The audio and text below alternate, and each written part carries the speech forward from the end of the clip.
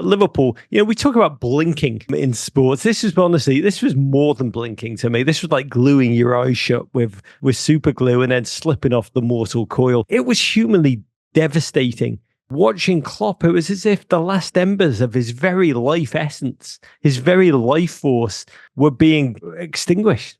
It's Rog, it's Sunday, and this is the Men in Blazers video podcast presented by the GFOPs at Camarena, the most awarded tequila.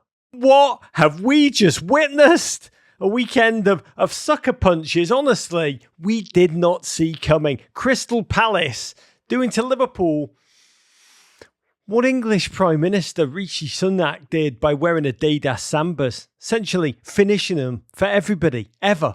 And then, my lord, this was dark, unless you're a Villa fan. Maybe even some of your Spurs fans, mixed feelings, as Aston Villa went up to Arsenal and stunned them. Arsenal accused by English tabloids of choking to electric boogaloo. Manchester City at the top of the table in April. That's a tradition unlike any other. And Gio Reyna also starts a big boy game. Rebecca Lowe leaves us for 1 week and it all goes utterly mad. We'll break it all down. Weekend of bonkers football scores, insurrection, an odd familiarity too. City now 6 games away from closing out their 4th straight title. Robots, machines, overlords, overrunning humanity, whatever it is. We'll break it all down. And I'm not here alone, because it's a joy to welcome back my partner in Sunday Wonder. From the New York Times, your chief soccer correspondent. It's my friend. It's Mr. Rory Smith. Hi, Roger. How you doing? Rory, you're pretending to be chipper. I see right through you. A lot of twisted melons in the aftermath of the smoke clearing on today's quite surreal, shocking football. I know you're a professional, objective, utterly neutral. You're also a lifetime Red. How are you holding up, you tender love? Better than I thought. It's to an extent, I quite enjoy being put out of my misery. But I also spent at least part of this afternoon with my son, who's 6, at the Keighley Cougars rugby league team. Rugby league is a brutal sport played in the north of England. It was his first ever game of rugby league that he's watched. And just to see his wide-eyed terror at seeing enormous men run into each other, in a way lifted my spirits. God, your son may yet become an aficionado of Sean Dyche's style of football, all because of exposure to the Cougars. And turning out Sean Dyche, I'm actually buzzing today. And I'm sure the Germans have got some kind of word for the quiet joy you experience when your football team can't possibly ruin your weekend. By the way, looking for that word, which I did, I found my new favourite German word, innerer Schweinhund, which means inner pig dog, referring to that voice we all have in our heads that tells you to make bad decisions. Beto has it more than most. It's hard to put into words how joyous I have felt this weekend. I felt light. I felt utterly just like rainbows were coming out of my fingertips, almost exclusively, Raw, because Everton were not playing this weekend to darken my door. And when you think about that, it's wonderful, it's true. It's also pathos-filled in equal measure. It's a sad truth, Raw. But at the same time, Roger, I feel the same way. I love a weekend when Liverpool don't play, because you know that there's nothing to be afraid of. But then your weekend presumably is made even better by knowing that you're playing Chelsea on Monday. Tell me why I don't like Mondays. Let's talk about another reason that I'm walking on sunshine, because just thinking about Everton is I've got to tell you, just a howling agony of depression, doubled by the fact that it's all self-inflicted. But this is so odd for me as an Everton fan to actually experience happiness through football, which I did this weekend, because yesterday, with an emphatic 6-0 home win over Forest Green, Wrexham, mighty tiny powerhouse Wrexham clinch promotion for the 2nd straight season, back-to-back for the first time in the club's 159-year history. They return to League One, the 3rd tier, for the first time in 19 years. To go from non-league to Deadpool-inspired delirium, a journey that's honestly been a case study in belief and football's transcendent power. I'm someone that grew up near North Wales, just across the border in Liverpool, in and around North Wales a lot when I grew up. I know just how much this club has languished, how the entire region of North Wales have been left to suffer. And I also know what this means for the fans. We've been there, we filmed there all season. Not just for the fans, for the entire town, the entire region. This transformation is deeply human, it's cultural, it's economic, changing lives. I always believe football's at its best when it transcends football, and what Rob and Ryan are doing at Wrexham is doing that. But Raw, how does it actually play in England? Because I've got a feeling it may be a little bit different than us Hulu-inspired Wrexham Nation. Yeah, I mean, it's popular, don't get me wrong. It is, the show is well known. It will have a fairly steady viewership. It's on Disney, it streams on Disney Plus here, which is not as popular, I think, proportionally as Hulu is in the States. It's not quite as common a thing to have. And the other thing I think is that, I don't know whether it's just football's really tribal, so there'll be a lot of fans who don't particularly want, if you're a dyed-in-the-wool Swindon fan, you might not think that a series about Wrexham is something you'd be interested in. So I don't know whether there's a certain barrier there that we're all kind of too much in our own stuff to really kind of pay a huge amount of attention. There's obviously awareness of what's happening, and I think there's generally like a groundswell of well-meaning, good wishes, like benediction of Wrexham. There's a sense that we are aware generally on some level that North Wales has not received the investment that it needs or that it deserves in the last few years. It's not alone in that, in sort of post-industrial Britain. So I don't think there's a huge amount of hatred for Wrexham or anything, but at the same time, it does, to an extent, run the risk of hitting that thing that's very British, which is we like an underdog story. We love an underdog story. We love the idea of the little guy having their day. But you better know when to stop, because otherwise we get really sick of you. And I think that there's a possibility that Wrexham will face a bit of a backlash at a certain point. Not yet. It is an amazing threshold, that, though, because English people, they do utterly, unashamedly, unabashedly love an underdog. I mean, despite the fact that they historically had an empire and did terrible things, there is the self-image of England, particularly after the Churchillian, the Blitz, and the Battle of Britain. We came to see ourselves both as former empire, powerhouse in the world, but also as the ultimate underdog. But that thin line between underdog and not knowing your station, the old echo of the class system, when you think you're getting a bit too ahead of yourself, then we can only push you down. And it is fascinating when Wrexham, and they will hit that threshold in England, because they'll now play the likes of Reading, Charlton Athletic, Wigan Athletic. They're now just 2 tiers away from the Premier League. By the way, watching Liverpool and Arsenal fall flat today, as we'll discuss, I'm starting to believe only Wrexham can save us now, but that's another story. And there is a leap between League Two and League One, at least wage-wise for the players.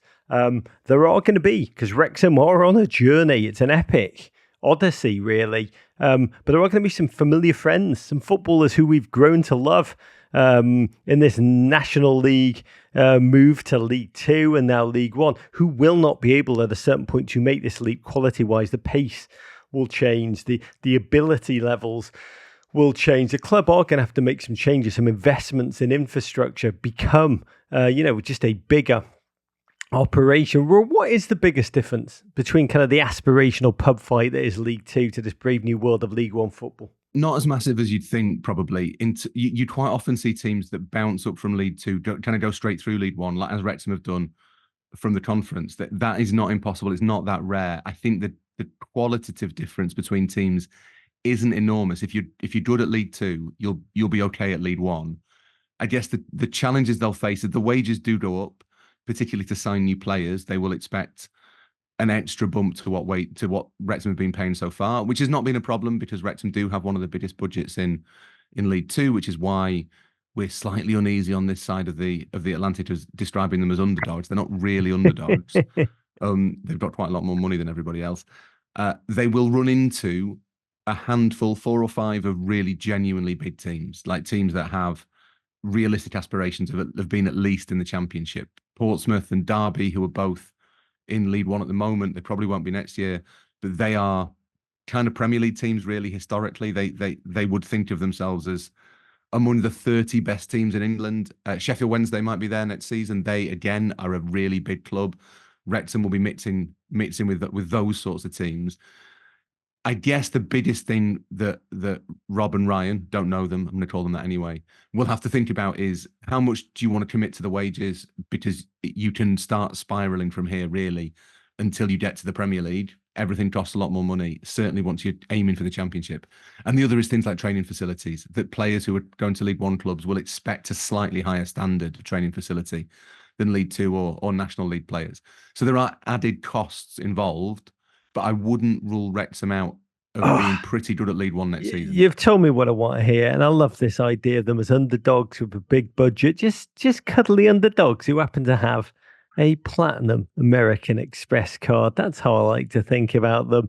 And talking about underdogs, it's a big week at MIB Towers. We actually released an interview with Wrexham women's striking sensation. She stole season 2 of Welcome to Wrexham, as far as I'm concerned. Rosie Hughes.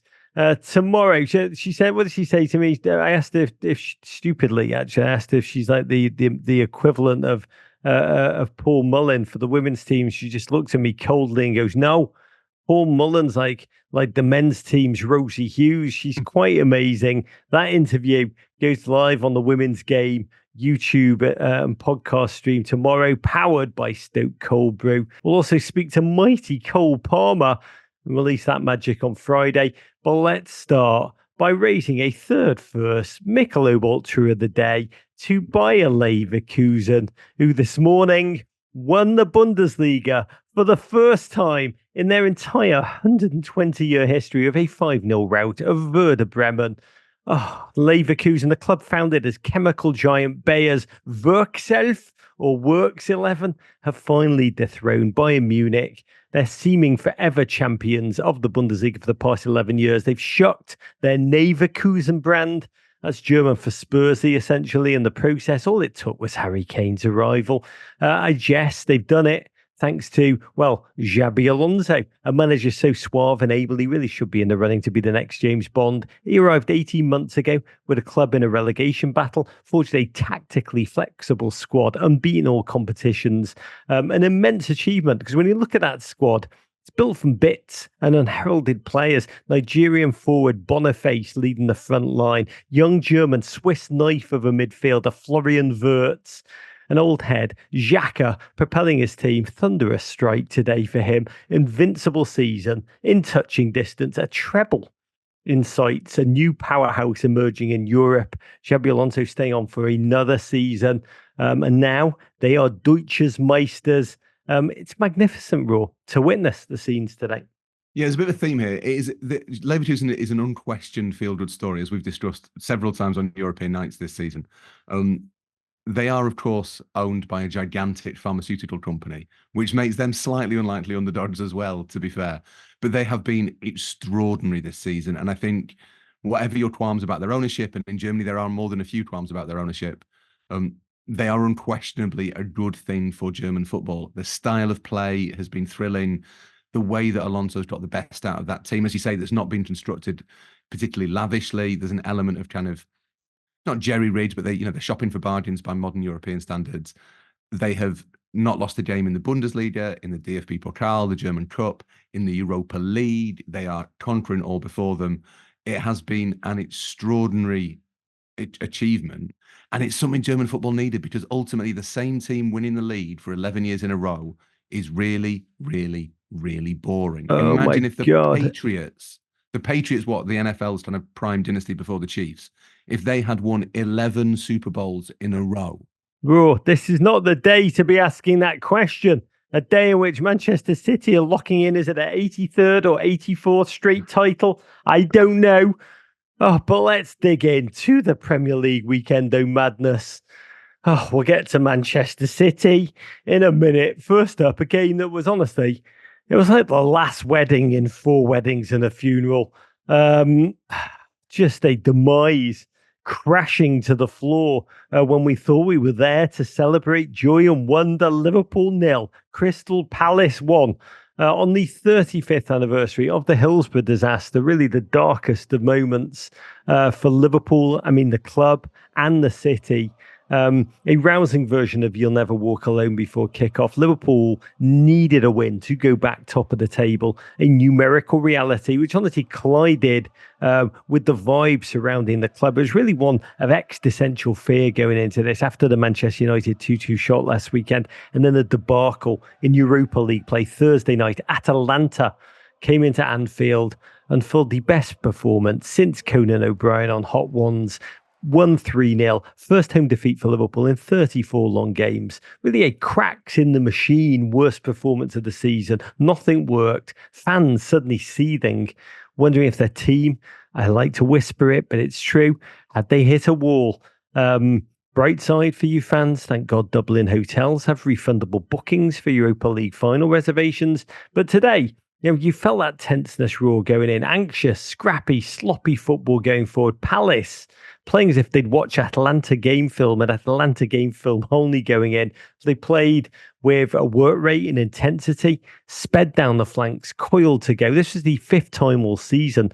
Only that Palace have been able to call upon their suave Bash Brothers duo of Elise and Eze. And in the 14th moment, astonishing football from a team who were nursing their own numbing relegation fears. Suddenly cut Liverpool apart. Mitchell, played in by Elise, cut the ball back with a nutmeg pass to Endo to a totally unmarked Eze in time and space to side foot home. This was a stunning moment, Raw, but it was also the 18th time Liverpool have gone behind this season. How did it feel in the Rory Smith house? I'm not asking for Schadenfreude, plumbing, the depths of your misery, but maybe I am. Take it away. I was just relieved that they held out for the first 13 minutes, Rog. Were you really? Liverpool, we've talked about this before. Liverpool are as bad as Spurs at giving early goals away, and they have done it constantly at Anfield this season. It certainly feels like there's probably an element of red-tinted glasses there, but the number of times, even if I'm not watching a Liverpool game, where I check my phone and the first thing I see is Liverpool, goal for whoever they're playing in the second minute, just feels extraordinary. And it's a really bad trait that they've had. And at times this season, it's felt like they almost need it to kind of get themselves into gear, shake off the ring rust, wake up. It's that kind of shot of caffeine. But there's a point where it's going to catch up with you, because if you're constantly going behind, you can't always get it back. And so, yeah, there is part of you as a fan that thinks, look, they go behind all the time. This is what happens. They'll win 2-1. It'll be fine. But at the same time, in the back of your mind, there is that nagging fear of, what if they don't score a goal? And particularly in light of what happened, not just against Atalanta when they were appalling. Liverpool were genuine. As you mentioned, you hit all the beats, I think. They were so sloppy against Atalanta. They were so disappointing. They looked so kind of alien to each other. It did feel not like a setback. It felt like a grinding to a halt. But going all the way back to, I think, the Manchester United FA Cup game seems to have had some sort of psychological impact on Liverpool. It seems to have, whether the momentum they built up between Klopp announcing his impending departure, which was late January, and that game against United in the Cup, which was sort of mid-March, they'd built up a real emotional momentum. And it did feel a little bit to me at the time, like an unspoken fear, that if that was punctured at any point, if something came along to interrupt that Liverpool might find it quite hard to find the magic again. And that seems to be what's happened. The emotional geyser, which really was the only way to describe the reaction to Klopp's announcement. I want to talk about another ex-Liverpool manager for a moment. Now, what do you think, Roy Hodgson, the emotions he experienced in that moment, humiliated in his brief spell at Liverpool? In his head, that goal ripped straight from his training sessions, even though it wasn't, Roy. Do you think he summoned his butler, Ray Lewington, and opened up a bottle of the best Amiral de ARSAVL 2010 claret? I'd like to think of Roy. I used to see Roy quite a lot when he lived around the corner from me in London for a while. And I'd like to think of him strolling by the Thames in Richmond, a sort of satisfied smile on his face, knowing that he can in some way take a little bit of credit for that goal, for that moment, for Liverpool's hopes being essentially evaporated, extinguished instantly. Part of that is down to Roy. And I think Roy's a fundamentally decent man. He's an honourable man. But at the same time, I suspect he's not really that fond of Liverpool, and he probably quite enjoyed it. God bless. I love the notion of Roy Hodgson looking out into the Thames, always looking for signs of the Germans coming. By the way, I still think Roy Hodgson was my favourite Liverpool manager of all time, and I have actually begged FSG to give him a second chance, a reprieve to show his real stuff at Anfield. But Liverpool have now conceded in each of their last 9 Premier League games at home, joint longest run, without a clean sheet in the competition. They've come back to win 27 points when down. That is almost a mantra that commentators have to spurt out when they do concede early. But they had gone 14 months in the league without losing at home. Could they lose at Anfield twice all comp suddenly within 3 days? That was almost like a monstrosity. I couldn't even mentally picture it. Within 4 minutes, it was almost 2 for Palace. Mateta through, my lord, because Virgil van Dijk, stop me if you've heard this one before, the Liverpool captain in the heat of a title race, slipping over. Mateta dinked the ball over Alisson, rolling into the net at speed, but Andy Robertson was faster, sped back. Hiked the ball off the line by millimetres. I don't like to exaggerate, you know me, Raw, but it felt like more than just a goalie save there. Liverpool would have been 2-0 down and reeling. Honestly, it felt like Andy Robertson had saved human civilization in that moment. Yes, maybe pushing it a little bit, probably. But this is the thing. Liverpool have again put themselves in these positions constantly, and going back to Atalanta, 4 days earlier, the number of chances that Liverpool presented to their opponents was really startling. And your assumption, everything Klopp said before the game was, this has to hurt. We have to feel bad. We have to allow ourselves to kind of experience this. There will be a reaction. But that first half particularly, it looked an awful lot like Liverpool's reaction hadn't emerged at all, and it was just a continuation of what we'd seen on Thursday night. It was that the magical superpower of just scoring goals when they needed one had dried up. I mean, Endo smashed the ball off the bar. Henderson made a supreme save off Luis Diaz. Liverpool were both frenzied and cumbersome. GFOP at Benjamin Landry tweeted, "What is Metamucil for strikers? Palace have been fantastic. Don't get this wrong.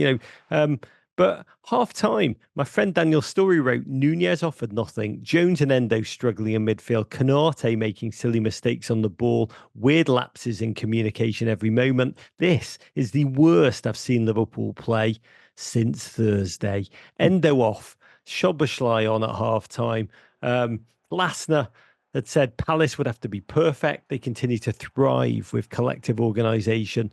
Henderson, again, another immense save off a Darwin close range smash from a corner. But it was amazing to watch. Darwin flailing, Diaz frenzied, Mo Salah lacking his precision. Really, he's lost it since he suffered that hamstring nag at the African Cup of Nations. And we've always said there's a thin line between love and hate, according to the pretenders. Klopp's Liverpool, though, I wrote about this, I think, before the game. They proved there's a similar slim margin rule between controlled chaos and just impetuous unclinicality. Klopp had been all about turning doubters into believers. But I want to know, is it possible to have collective disbelief suddenly amongst Liverpool's striker pool? Is that possible, that it can almost become a shared malady, the ability to pull your foot back, strike a football, and really not believe that it's actually going to cross the line and go into the net? So there's kind of 3 things I think that are kind of whizzing around my head and have been for a little while in terms of Liverpool's finishing. One is, there's clearly some sort of psychological impact of having missed all those chances at Old Trafford. That is without a shadow of a doubt. That must be true just on a human level. That the players who missed all of those opportunities, and if you look actually at the way they were finishing in the league game at Old Trafford, when they had a load of chances, not quite as many as in the cup, but still a load of chances, there was you could see the doubt, you could see the sense that Liverpool had that they had to get the finish exactly right to score. And I think that is a real problem. That has become almost like a self-fulfilling prophecy. Because you're second guessing yourself, you mean, when you shoot? In fact, a friend of mine, Neil Atkinson, who runs the Anfield Wrap, wrote after the game today that everything about Liverpool looks complicated. And I think that's the second thing, is that there is this real sense of they the shape that they're playing is complicated. The finishes they're choosing are complicated. They make chances look complicated. And teams in form don't. Teams in form make everything look and feel simple. And often teams in form do the simple things. They're not doing the extremely intricate, kind of fragile, beautiful thing. They're doing the thing that they know how to do, and it looks seamless and in the best way, thoughtless and unconscious. And the third thing is just that, as you say, the kind of Liverpool have always kind of made chaos their friend. Liverpool want games to be chaotic in a way that Manchester City say really don't. That there's in the last few weeks, there's definitely been a bit of a shift where all of the emotion in Liverpool seems to have got out of control. And they do look frenzied. They look hurried. They look anxious. They look like they're snatching at things, trying to force it, trying to make things happen. It doesn't look like a team that's in control. It's like as if they've recognized the chaos that's always been around them and are almost paralyzed by it. I was always very messy as a kid, but I knew where everything was within my disorganization. But then I met my wife and she pointed it out, and it was to my horror. It took a couple of years, but I actually noticed my own chaos, and it was a horrific turning point. I'm not sure if it's actually turned out for good or for bad, Raw, but this is not about me. This is about Liverpool Football Club. And 66-minute Gakpo and Jota on for Darwin and Luis Diaz. Liverpool ratcheting that pressure up. Big Verge blew a header. Curtis Jones missed a clear-cut chance in totality. Jota blocked by former Red Nathaniel Klein with the goal gaping. Salah blocked by Mitchell. I could go on and on. I mean, it's just an enormous list of moments that normally end in 3, 4, 5 goals. Palace. Honestly, Palace, you've got to credit them, working harder than Lenny Kravitz in the gym. Mateta had a close-range thrash mother by Alisson's meteorite pour that would have ended everyone. Anfield, by this point, utterly subdued. Palace, honestly, defending like 11 J.J. Watts. Liverpool attacking like 11 Dwight McNeils. The decision-making abject. Liverpool created XG, expected goals, I think of 2.87. But could not summon the finish. 180 minutes now without a goal, 40 shots, just under 6 XG in that time, 0 goals. What is it, Raw? Is it bad luck? Is it the mental pressure of the title race? Or is it the peak? And you've been hinting at this. Is it that this peak that occurred when Klopp announced his retirement? Virgil van Dijk came on our show that week and talked about how we must get down to work and we just have to make it a gift for him. We have to do what we need to do now to, just that connection of the shock, which was then repressed by let's get back to work and win football. But it's just utterly come back and crushed them. That was at the end of January. Was it just pure emotional adrenaline they were playing in the weeks after that? And it's now completely burnt away. Yeah, well, like you say, the missed chances are the theme of Liverpool's season. Ultimately, if you go back through most of the games in which they've dropped points, there has been a colossal miss at some point, normally from Darwin Núñez, not always from Darwin Núñez. It's why he's in the team. It's why he's there to miss chances. Go and get it out of the way, Darwin, so we could go and rescue it. Do it early and more will come. But the thing is, Liverpool have created chances in such volume that you haven't really noticed it because they might have missed 1 or 2 absolute sitters, but they've created 10, 12, 15 decent chances, scored 2 or 3, off we go. What's happened now, I think, because of the psychological impact of what looks like to me that defeat, the defeat and the draw at Old Trafford, is that those chances that they were taking, they're now snatching out, they're stuffing, they're hurrying, so they're not scoring those. And I think what's just as important as the XG they created is the XG they conceded. Because Palace's XG was nearly 2, it was 1.87, I think. That's a lot at Anfield. And if you're giving away that many chances, the chances are you will concede a goal, maybe 2. Liverpool, to an extent, were lucky not to concede 2 goals today. And it's okay to create a lot of chances and not be particularly kind of efficient if you're not conceding any. But Liverpool concede loads of chances as well, and that's why they're conceding goals. And I think there's probably like pure football reasons for that. They've got players coming back from injury. They've got some players who are tired. It's all a little bit disjointed. The system's not really working. Everything's kind of out of joint. And that happens to football teams. It's natural. But there's no question to me that Liverpool have been playing on this sort of emotional backdrop to the season for 2 or 3 months now. There has been this real sense of purpose, this sense of mission that they have to do it. There is a line in the sand coming. There is this deadline. They have to win the title this season for Klopp. And that ultimately can be really powerful, can be really helpful, can drive you on, urge you on. But it's also exhausting. It's mentally and emotionally exhausting. Teams that play emotionally like that tend eventually to kind of fall and stumble at a certain point, just because after a while the adrenaline runs out and it leaves your body feeling washed out, dried out, shattered.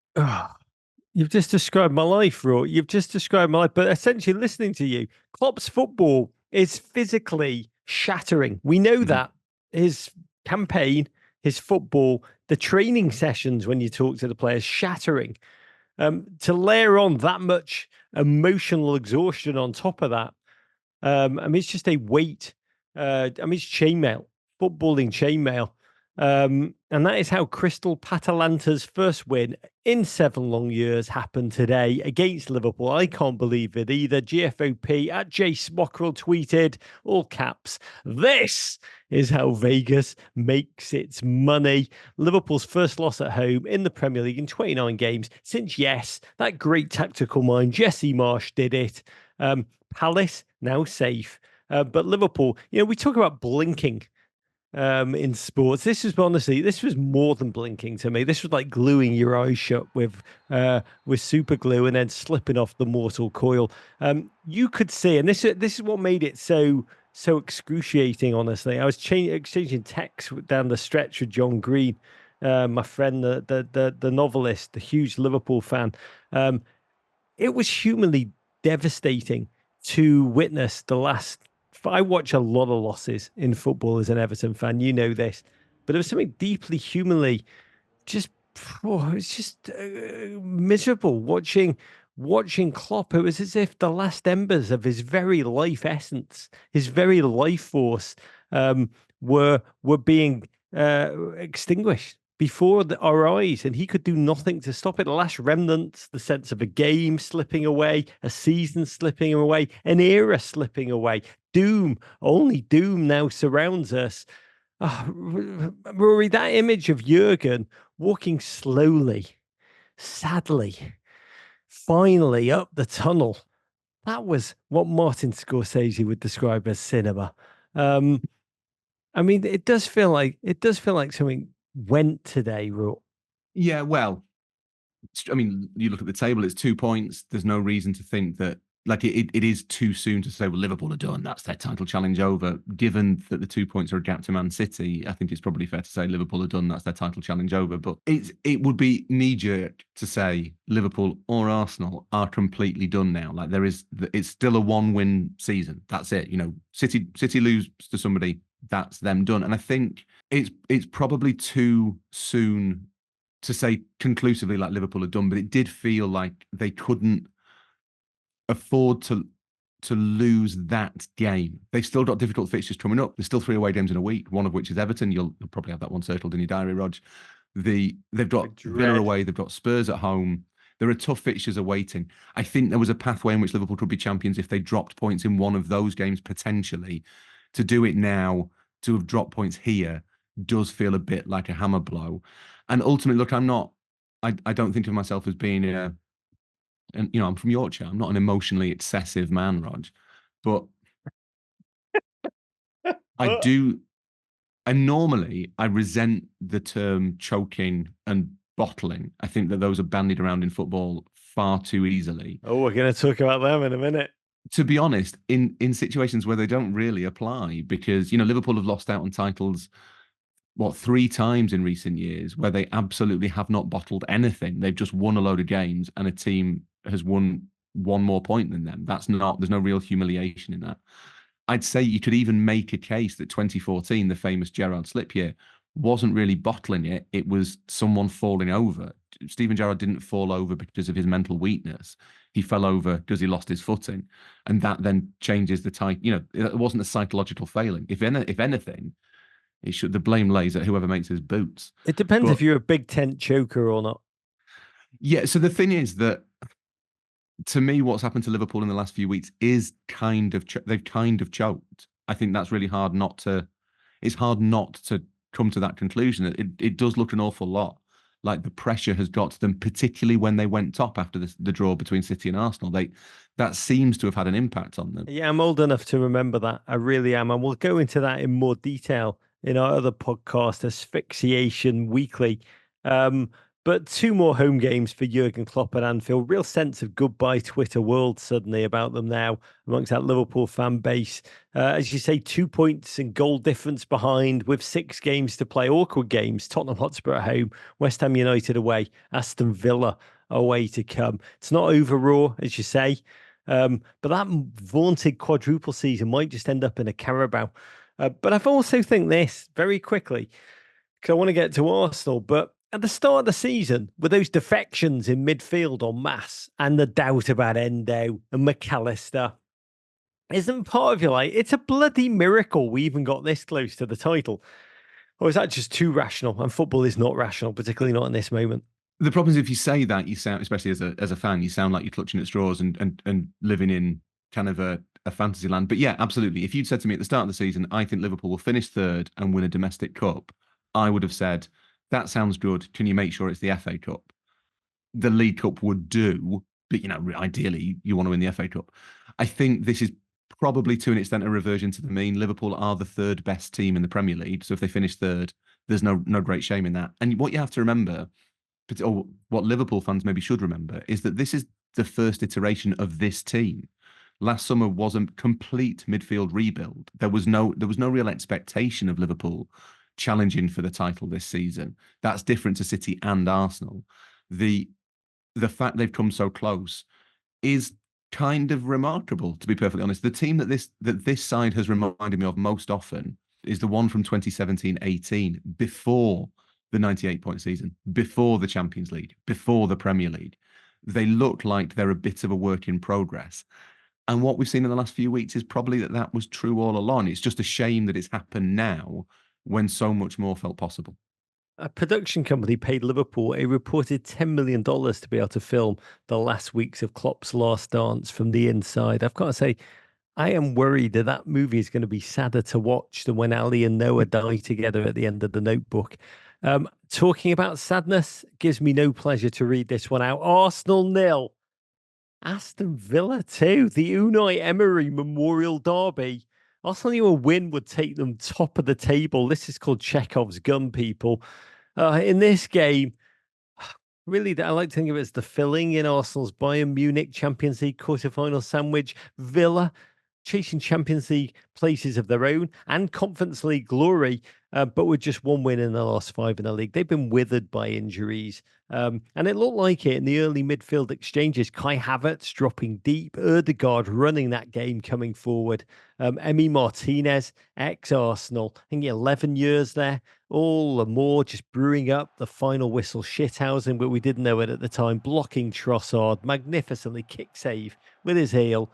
Villa, though, cunning, able to charge forward themselves, thanks really to the quality of their passing. And that almost came to burn Arsenal with the best chance of the first half. Gabriel hit Zinchenko in the back with a pass, leaving Ollie Watkins in behind. He lashed the ball past Raya. Somehow the ball hit the post. This is almost physics defying the backspin, which would normally take it in. But it carried enough to break free for a goal kick. Honestly, some let off that Arsenal didn't react to. It was an eerie first half, total of 21 shots, but no goals. And half time, it all felt like the Emirates was suddenly anxiety-filled. Raw. The Arsenal fans, partially because they'd seen Liverpool slayed earlier, which thrilled them, I'm sure, when it occurred. But it also kind of sows the idea in your head of fallibility. I mean, the Emirates has been raucous this season, but suddenly it felt dulled by nerves. Raw. I don't know if you can scientifically explain this to me, but can one team learn from another in the very next game? Can they assume the blunt characteristics of a completely different squad that just played 211 miles away? I think through the principles of psychological osmosis, which, as we both know, is scientifically proven. Yes, definitely. Yes, but, like phrenology. That we exactly, or trepanning.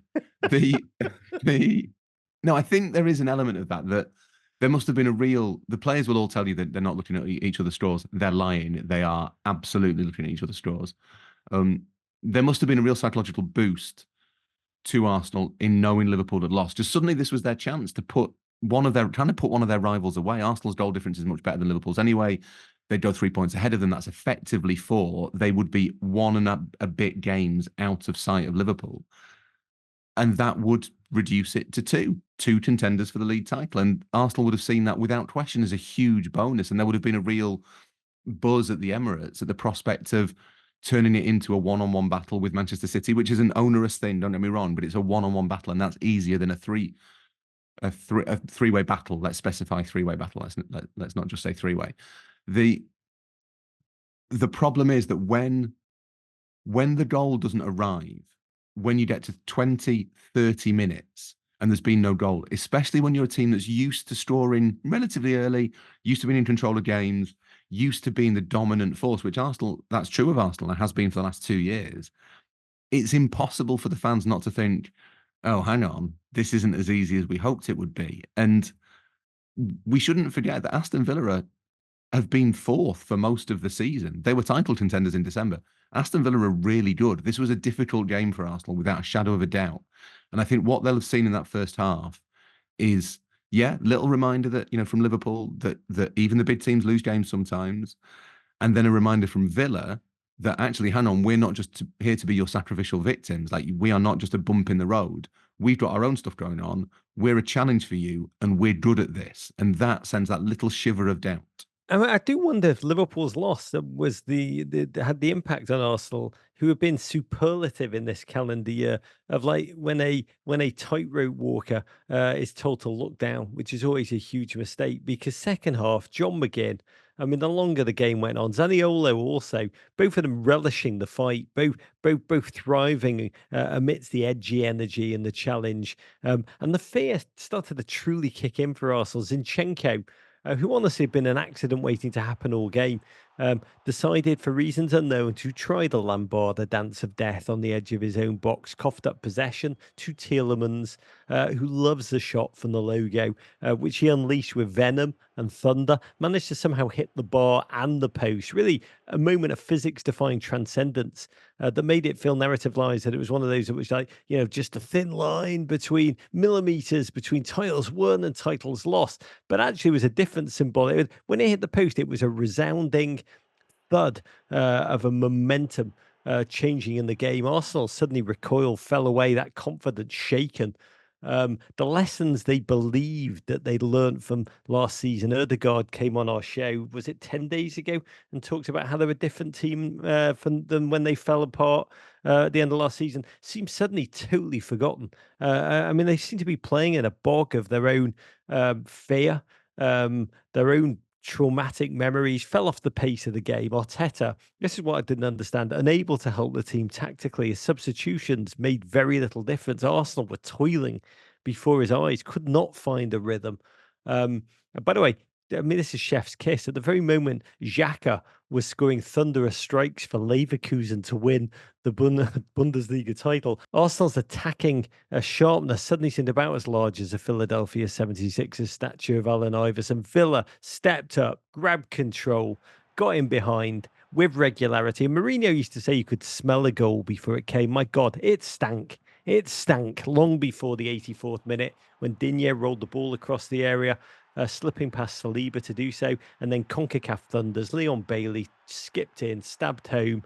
And there's a rule that players shouldn't celebrate against their own team. Managers have almost the opposite expectation. And Unai Emery, in that moment, been sacked by Arsenal in November 2019 after just 18 months in charge. He celebrated joyously, full-throatedly, as he should, wildly on the sideline. But it was gobsmacking. Some game plan raw. I mean, it was like Villa rope-a-dope. Yeah, and look, I think most Arsenal fans would say that even in those unhappy 18 months, they saw plenty of evidence that Unai Emery can set you up for a 90-minute game. Like, he's good at that. He is tactically really smart. He's always got a plan. He's always got an idea. He's adaptable. His substitutions make an impact.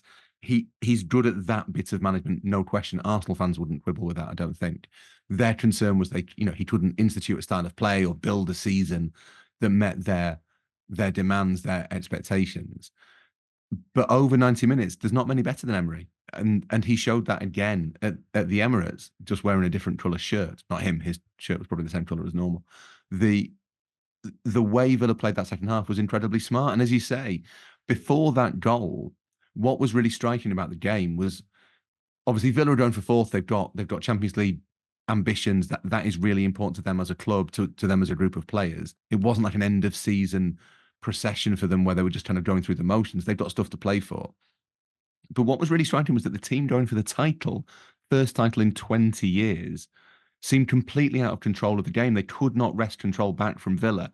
And so when the goal came, you actually thought, yeah, do you know what? That isn't Villa catching them on the counter. That is the that is the balance of play telling. There hadn't been a huge amount of chances, there hadn't been a huge amount of shots, but the pressure, the territory had all belonged to Villa. I imagine Pep Guardiola's house in that moment must have been the best weekend for him since his wife invented the concept of a cardigan with a cashmere hood. Ollie Watkins then charged in like the path of totality. Childhood Arsenal fan Ollie Watkins. What emotions must he have experienced as he chipped David Raya, chef's kiss style? Villa 2 goals, unexpected goals of 1.33. Really a hammer blow to Arsenal's title chances. They've dropped 6 points to Aston Villa this season. Really an excellent Villa who began the weekend behind Spurs, who also had a game in hand, but they ended it 3 points ahead, as we'll discuss. A game more played, yes, but goal difference in their favour. But this is about Arsenal. They hadn't lost the game in calendar year 2024, suddenly imploding. The back line, their sword and shield, 4 goals conceded in the last 11 Premier League matches, suddenly wilting.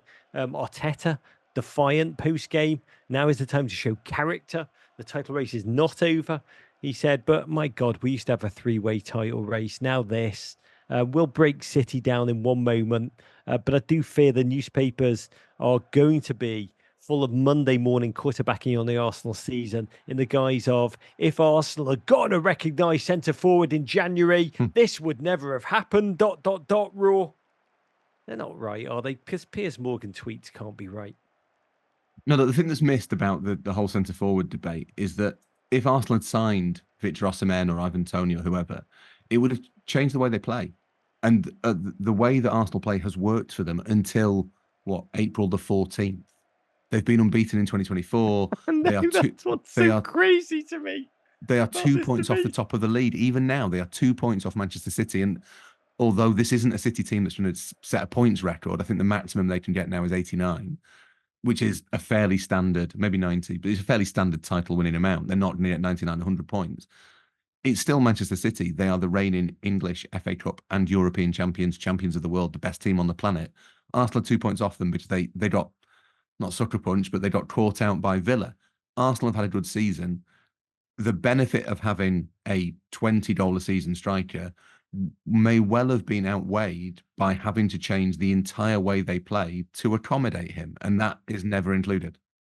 See Ronaldo at Manchester United. I mean, God, that is a hilarious flip-flop there. We've been celebrating this Arsenal team, this young Arsenal team, for the multitude of goal scorers, their ability to score from everywhere and anywhere, and anybody. We cannot now flip. We just can't flip in a week to be like, I said for the in January. You cannot flip your argument like that. Even me can't do it. I've got to admit, I don't know about you, dear listeners. I'm not an Arsenal fan.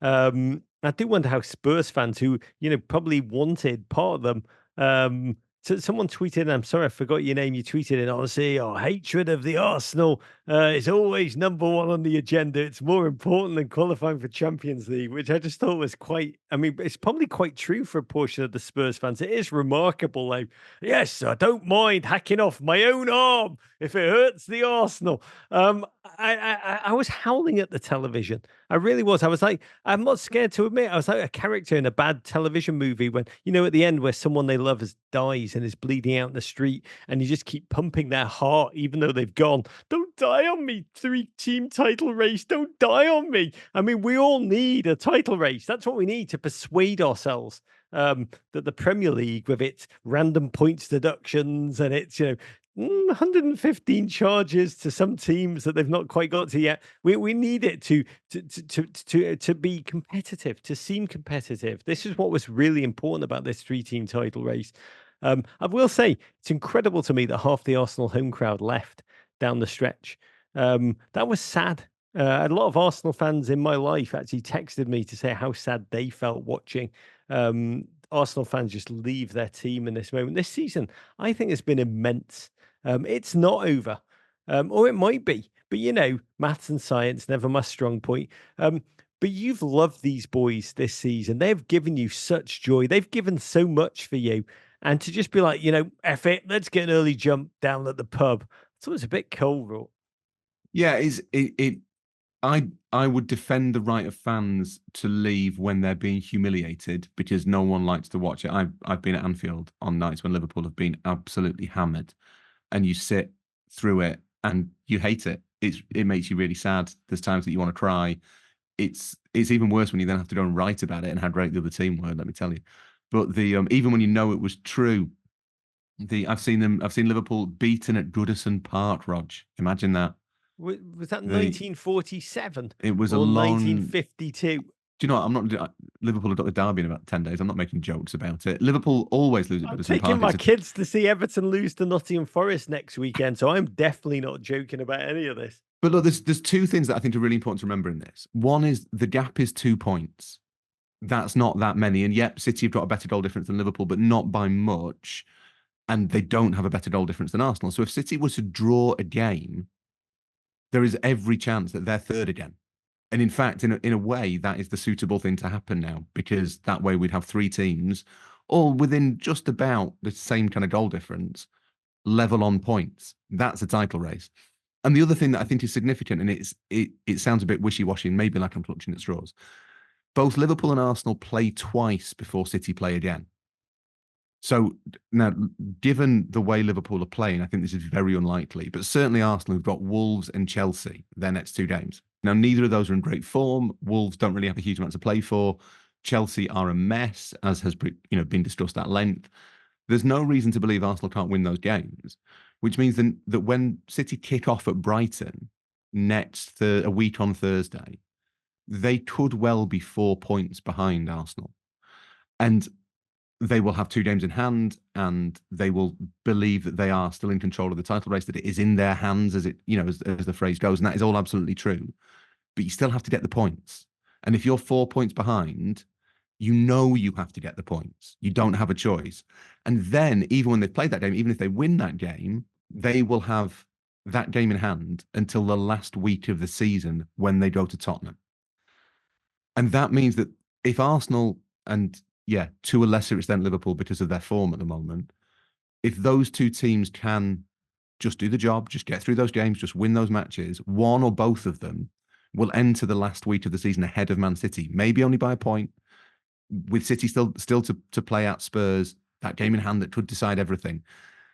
That puts a lot of pressure on City. And City, as much as they don't always look at, are human, and the pressure might yet tell. So I don't think I think to call it over now is excessive. It's a knee-jerk kind of reflex. You've just spent about 4 minutes sounding like me trying to pump the chest of the poor star of the movie who's bleeding out on the street. But I'm here for you because it is time to travel back in time to Saturday morning. Manchester City 5, Luton Town 1. Yes, that team that Raw is begging to drop points. I mean, I would remember living in a different world when we thought there was a title race. Oh, the innocence of it all. But the seeds of the weekend were there. In the stat about Manchester City now, 26 games unbeaten, Raw, all comps. It's an insane record in this sharp end, the business end of the season. When the big tournament games are coming fast and furious. I'm going to say a shattered looking Pep talked pre-game about how he's told his players just 1 month more of all that effort on the journey to what we have to acknowledge is unprecedented levels of glory. At the same time as Rodri, is footballing arc of the Covenant, admitted he needed a rest ahead of this one, and he got one on the bench for Bernardo Silva, minor not Phil Foden. We all tuned in to see if City had lost their balance, as was rumoured, after that helter-skelter 3-3 in Madrid midweek. And to be fair, third from bottom Luton held out longer than they would ever have imagined. 66 whole seconds. Really an unfortunate run of play for the Hatters. Haaland charged in 1-on-1, blew the chance like the League Two striker that he is. Ball bounced out to Doku, fired a deflected shot up into the air. Haaland went kung fu fighting on the volley and then managed to smash it in off poor Luton defender Hashioka's face. Raw, this gentleman, Daika Hashioka, has 2 goals in his last 3 games, both into the back of his own net. He's prolific. Is that good? He's doing really well. He's made an impact. No, it's hard not to feel sorry for Daisuke Hashioka, who I was at Luton, actually saw Luton play Man City at the end of February in the FA Cup, and they lost 6-2. Erling Haaland scored 5 goals, and Hashioka came on then, and he got a really, really nice sort of reception from the Luton fans, who obviously hadn't seen very much of him at that point. I think they thought he might be the sort of player who could bolster their squad, give them a bit of energy, bit of dynamism, maybe drive them towards Premier League safety. Not really worked out like that. Yeah, here comes my hero. Watch him as he goes. It became a romp. Luton, honestly, to defending what the Premier League are to financial investigations. Kovacic, thunderous from a set piece. Chelsea to submit $100 million bid for him. League Two Haaland from the penalty spot. Even he scored. It was his 20th of the season. Ross Bartley got a come and get me plea goal, but then Doku finished off the game with really an electric whirl. He did the floss, the electric slide, the moonwalk. Just watch this goal if you've not seen it. Just dance through the shattered Luton backline, who were unable to parry the evisceration of their goal difference. City won. This is amazing. Without Rodri for the first time in the league since October 2022. That's remarkable in so many ways. They go top for the first time since November 24, nearly 5 months ago. Post-game, Pep Guardiola talked about the privilege of chasing a second straight treble. He admitted this has been, quote, one of the toughest seasons. There's a lot of jokes about this team, that they're bankrolled by a petro state, the 115 charges, inflated commercial deals, payments off the books to managers. All of that we know is in the background emotionally. But Roy, I guess it's a leading question, because I think it is. Particularly after watching Arsenal and Liverpool flail today, it's got to be possible to separate the art and the artist, right? You know, these wobbles today only serve to highlight something that's truly remarkable, irrespective of whatever we find out has gone on at Manchester City. And it could be nothing or it could be something.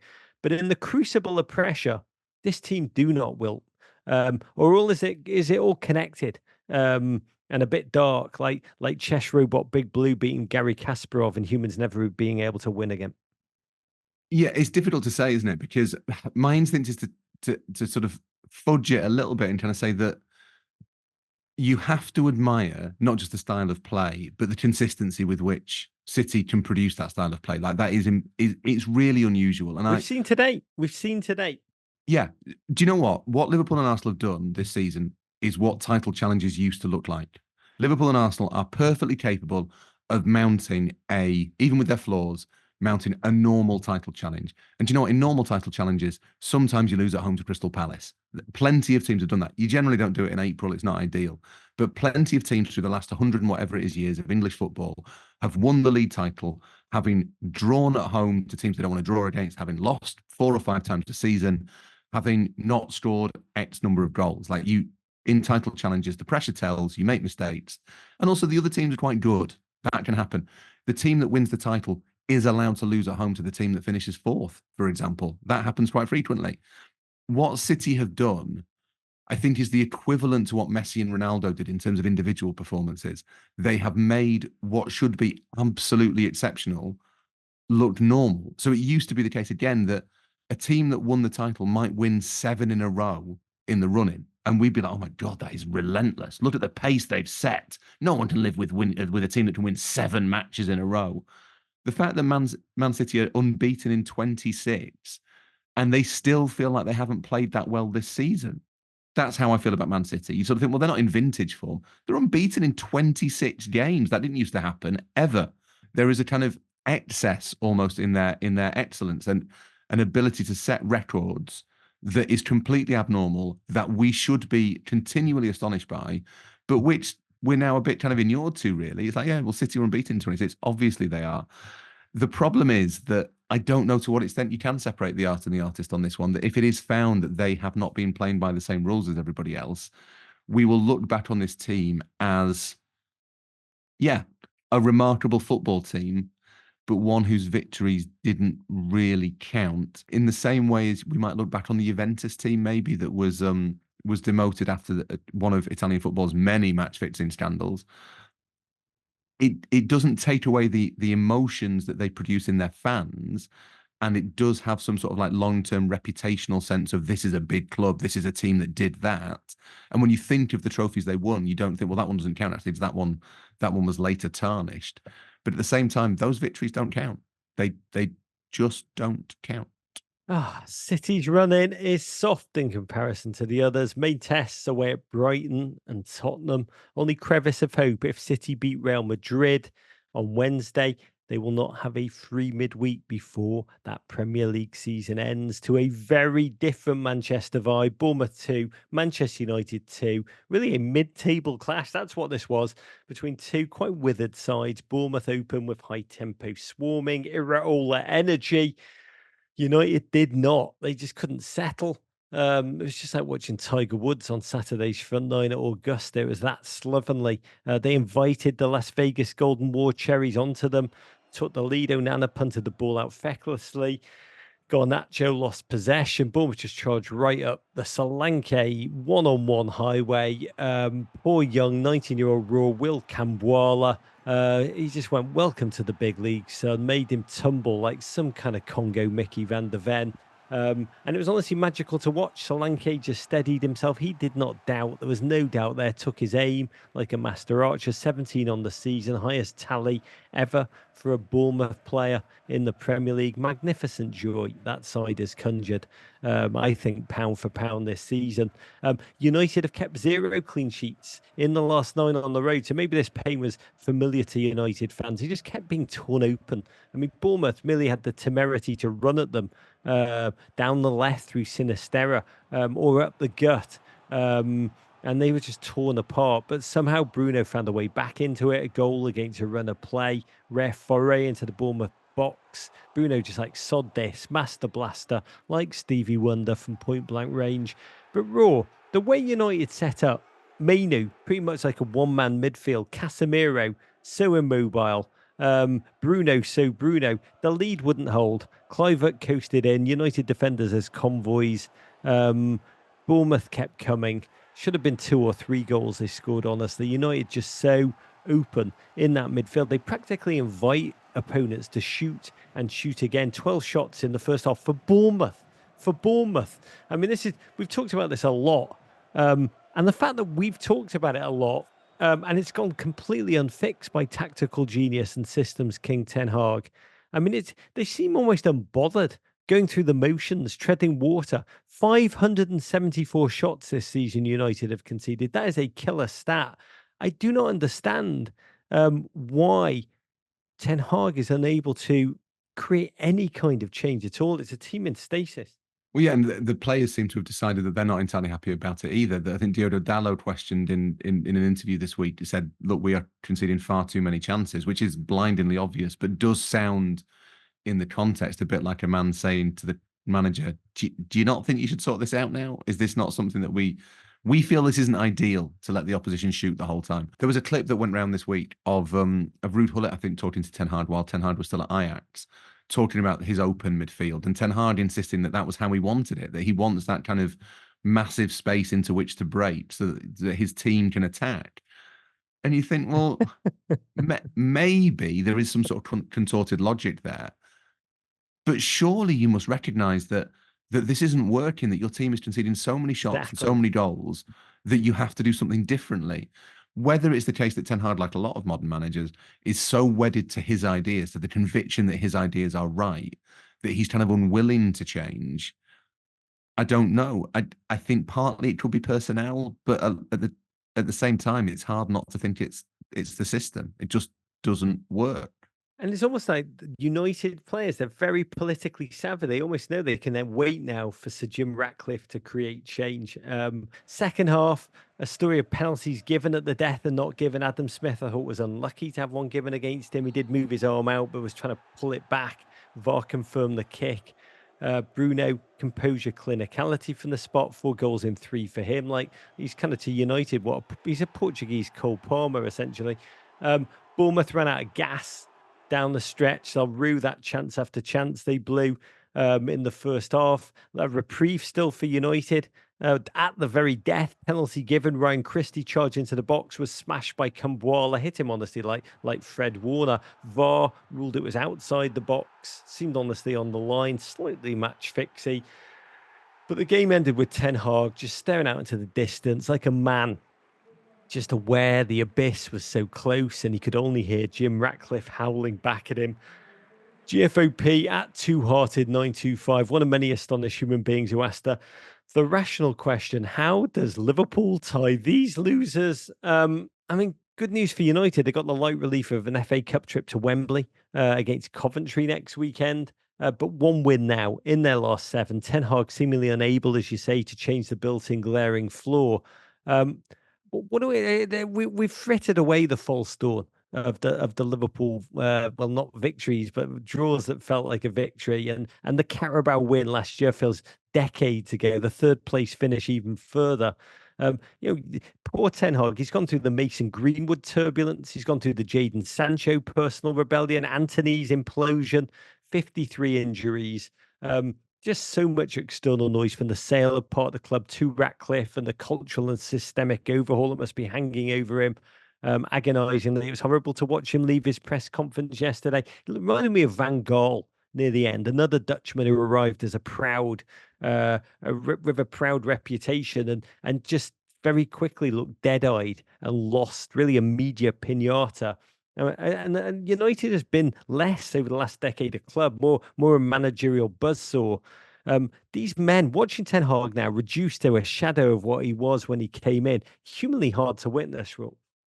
Yeah, it's hard not to feel sorry for him as a neutral, I think, as someone who's not got anything against Eric Ten Hag. I think there's plenty of Man United fans who are quite angry with him, who feel as though he is yet another person who's wasted a couple of years of their club's life, in a sense. It's hard not to feel as though, yeah, he was put in a position where he couldn't really succeed, where the conditions at Manchester United were not right for him. That's not to say that he's not made mistakes. Of course he has.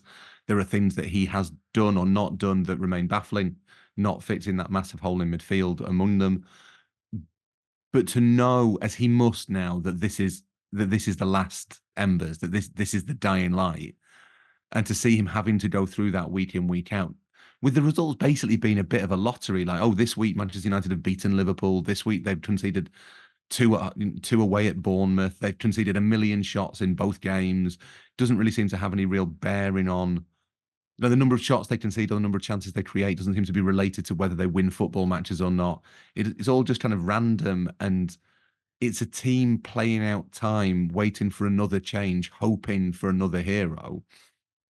I'd be really, really worried. Look, any manager who's offered that job will be tempted by it because it's Manchester United. But you look at the names who are being linked: Graham Potter, Julian Nagelsmann.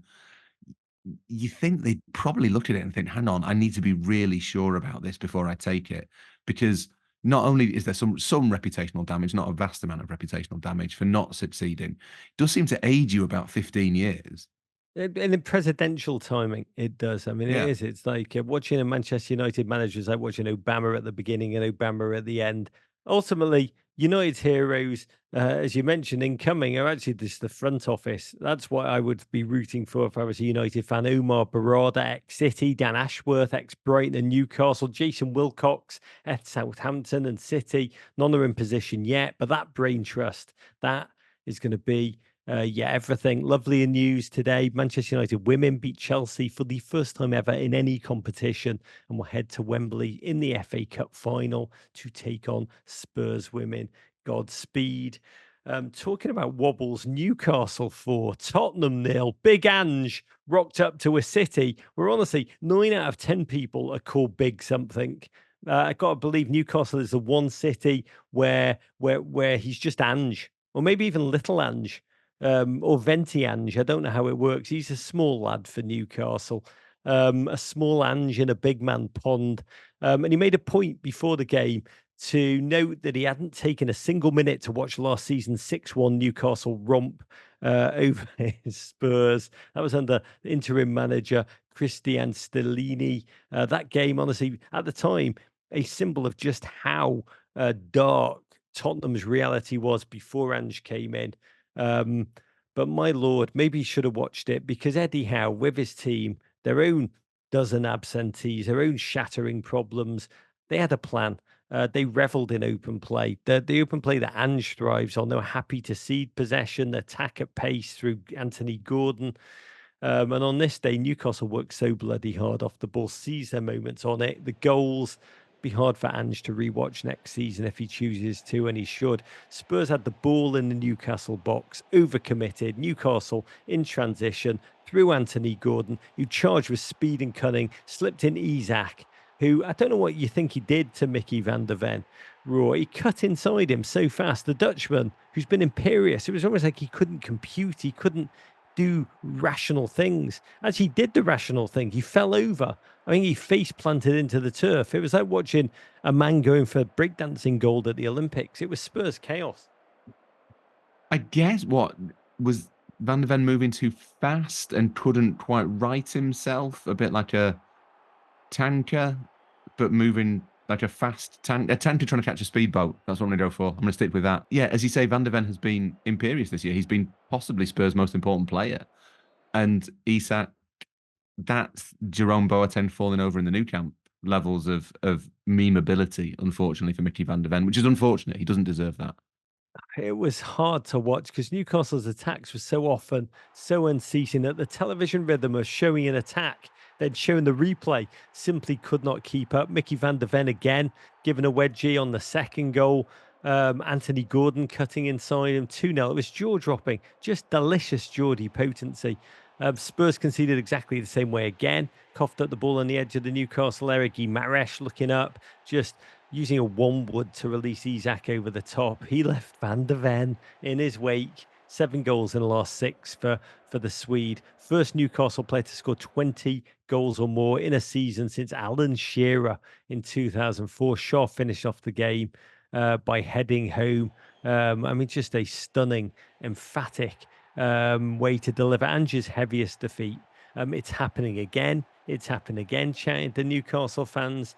29% possession, 4 goals, delirium. They move into 6.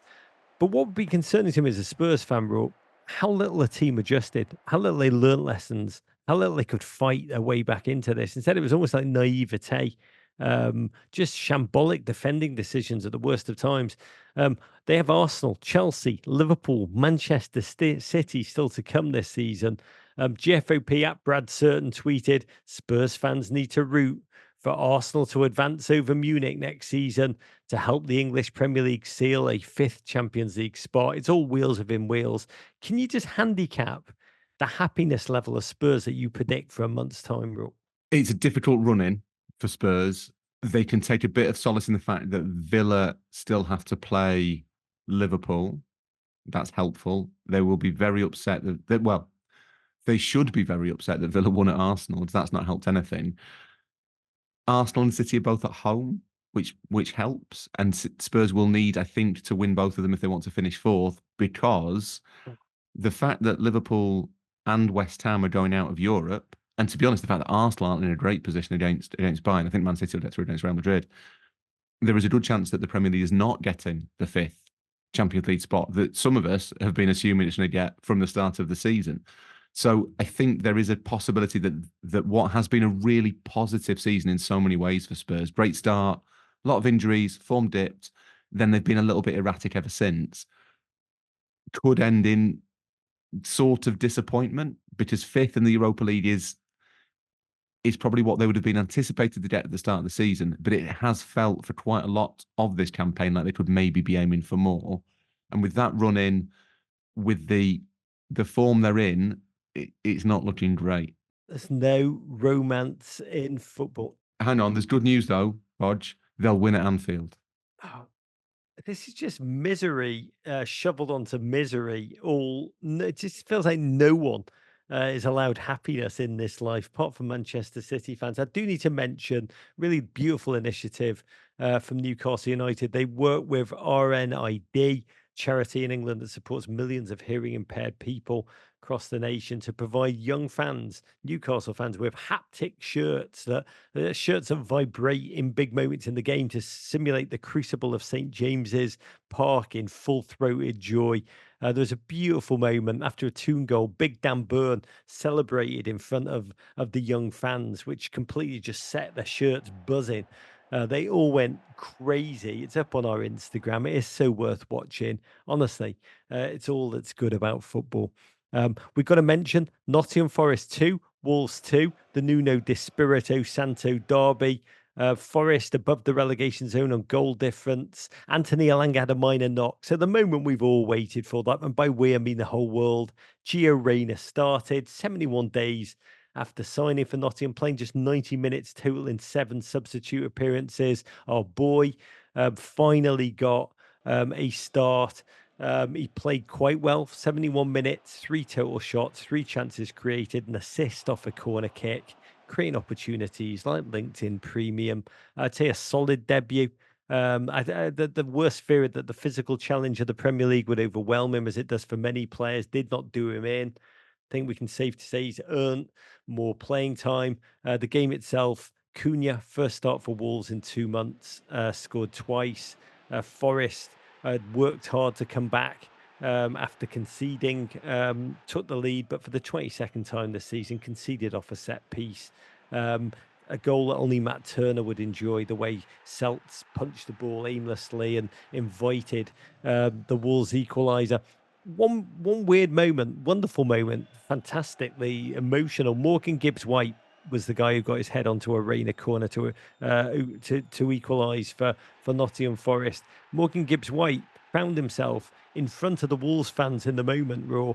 He found, looked at them, put his fingers in his ears, then first kissed the Forest badge and then put it in his mouth, started tonguing it. God bless him. And we know there's a rule about not celebrating when you score against your own club.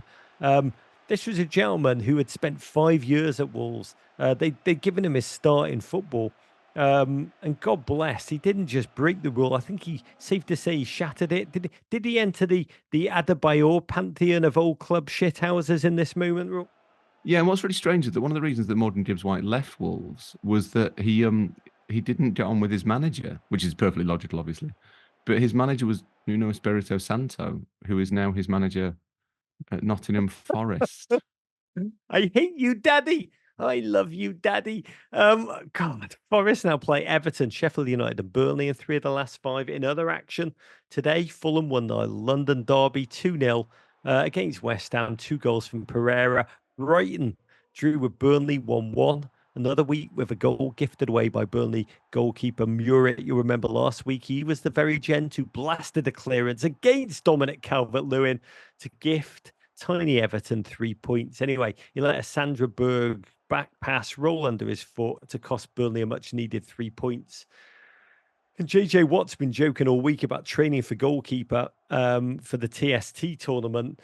I honestly think Burnley might need him. Brentford rolled through Sheffield United in the battle between 2 teams who had played out a collective 16 winless matches. The Bees, huge relief, 7 points clear of relegation now with 5 to play. Sheffield United look ever more locked on to be relegated starting next season due to FFP on -2 points in the Championship. Take it from an Everton fan.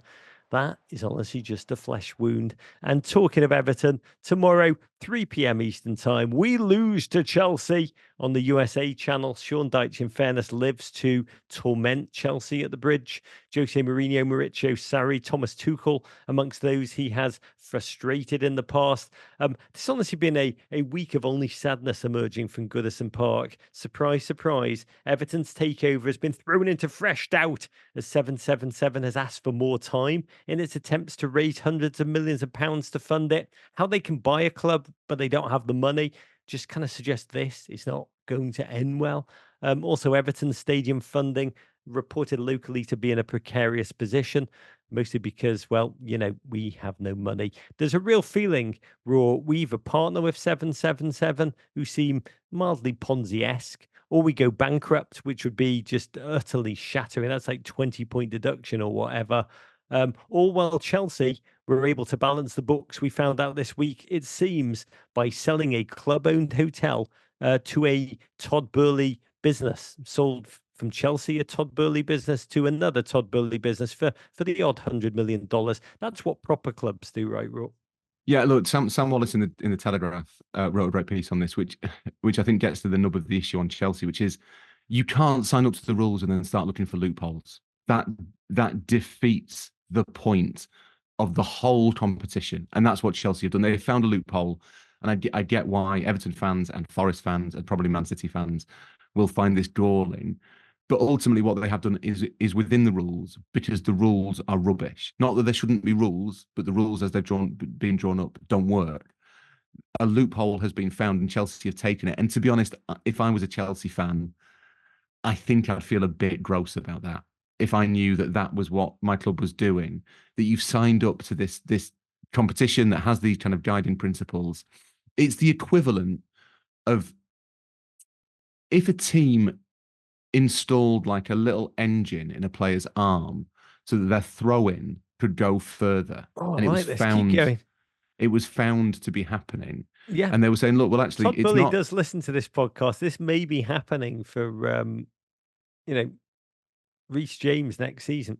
And, they were saying, well, like, it's not in the rules. Like, there's nothing in the rules about not putting an engine on someone's arm so we can take longer throw-ins. I think, well, modern fans being modern fans, everything being as it is, would be like, well, of course, this is exactly what we should be doing. It's just clever thinking. It's no different to Liverpool. You're just angry that you didn't think of it first. There is, I think, a sportsman-likeness that you need, a sportsmanship that you need to take part in a competition legitimately. Oh. And if your first instinct, and Chelsea aren't the only ones who do this, I mean, Everton sold the naming rights to a stadium, the first call on naming rights to a stadium to a Russian oligarch. So there's very few clubs who are innocent of this. Yeah, no, our other old owner was Iranian, and now we're at war with them too. We've really got great taste in owners. But I genuinely think that there needs to be a degree of decency among the teams in general to say, look, we're going to sign up to these rules and we will abide not just the letter but the spirit of them. There used to be a team that well, the Corinthians, an amateur team in the early 20th century, who were so about gamesmanship, just good sportsmanship, that if they won a penalty, they'd immediately concede one because they thought it was uncouth to score a goal via a penalty. Rory would have been a great Corinthian. Chelsea, you may have had trouble on the field, but you're champions of amortization, you're champions of loopholes. I do hate football because the more I speak to you, the more I realise we're just cheering for spreadsheets. I want to close with a quick toast. I do want to raise my Michelob Ultra one last time to the championship title race, which is honestly the greatest in football this season. Because it's so bloody flawed and human. Ipswich Town were the only team at the top to even get a bean. They got a point after a 1-1 draw with Middlesbrough in a terrific game. That after they'd seen both Leicester lose 1-0 to the mighty Plymouth Argyle, American owner Simon Hallett fighting bravely to stay in the division, and Leedsing, ? Battering Blackburn, somehow still losing to them at the last. One championship chairman I know actually texted me to say it's almost as if these teams are fighting not to get promoted because they've seen the three that did this season experience relegation, which is a bit Luton erasure, but it's fascinating concept all the same. Raw, wouldn't you say? I think it's nerves, isn't it? They're nervous. They know that there's actually 4 of them in it. Southampton aren't out of it yet, and they know what's at stake. They know how much it means. They know what a lottery the playoffs are. And I think the nerves start to tell. Come on, lads. If Everton can play Premier League football, anyone can. Nothing to be nervous about. That is it for today. Raw, it's a joy to spend Sunday evening in your magnificent company. Thank you for being with us. And I just say Godspeed for your little Liverpool against mighty Atalanta. Rog, I'm looking forward to doing one of these when I am not in some way quite depressed. It's big of you, though. Gotta say, you have brought me so a much big bloody person. joy. You are a big person. You're a much bigger person than I would be. I'd be sullen. I can't even imagine what winning Rog, who's mostly used to winning, would even be like when I lost. I'm just so used to the feeling of defeat. I think you've been bloody magnificent. And to you, dear listeners, I'm actually off to Liverpool to see my poor old dad. Judge Ivor. Until then, I'm wishing you big love, health, and let's not take a second of watching football together for granted. Courage, big love. Listen to the full version of this podcast and all our podcasts wherever you get your pods. But first, subscribe here for more Men in Blazers videos. And courage.